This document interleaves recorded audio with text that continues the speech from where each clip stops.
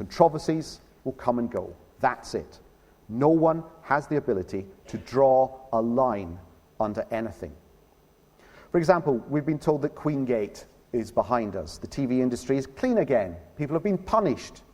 Footage of Peter Fincham joining the BBC was quickly replaced with footage of him leaving. Or was it just the original footage reversed? There are, we're told, no more editorial tricks, and an expensive but necessary top-to-bottom root and branch review of editorial standards has been set in motion, so that never, ever, never, ever, ever again will editorial distortion ever have a place on our national TV screen. Here's a clip of Monday's coverage of the Olympics. It's live coverage of great Chinese hope Liu Zhang pulling out of the men's 110 metres hurdles because of Achilles tendon problems. Here's what we saw just after the race when the Bird's Nest Stadium watched in stunned silence as Liu Zhang fled the track. There was a general groan going around. Yeah, I mean, you know, and this is what we saw just before he came out. You know, he's there, he's just trying to wake himself up. He's really frustrated, you can see at that time, you know, he's just thinking to himself, well, what can I do?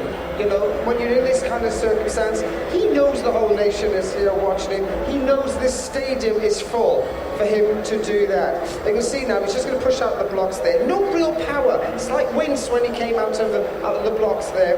But technically, he looks absolutely fine. But he's slightly collapsing off the barrier, which really means he cannot get on his tiptoes. And that's a real sign of an Achilles problem. So, to sum up, the order of events was Liu Zhang was seen earlier, kicking a mat in frustration and trying to wake himself up. He then went out onto the track, but withdrew once he realized he couldn't go on. He kicked a mat, went out, couldn't run, went home. Here's how the event was covered on the BBC's 10 o'clock news several hours later. But no one warned them that their greatest sportsman, worshipped here, like Pele, could barely even walk. Liu Zhang comes out to defend his Olympic title, but he can't hide his pain. Look at him on the right. He doesn't even make it to the first hurdle. Imagine what it feels like to let down 1 billion people. That hurts more than any injury. How do you get over missing the most important moment of your life? He's just trying to wake himself.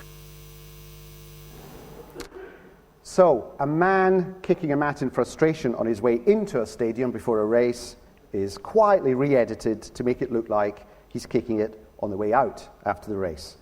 The laws of time, once again, are bent.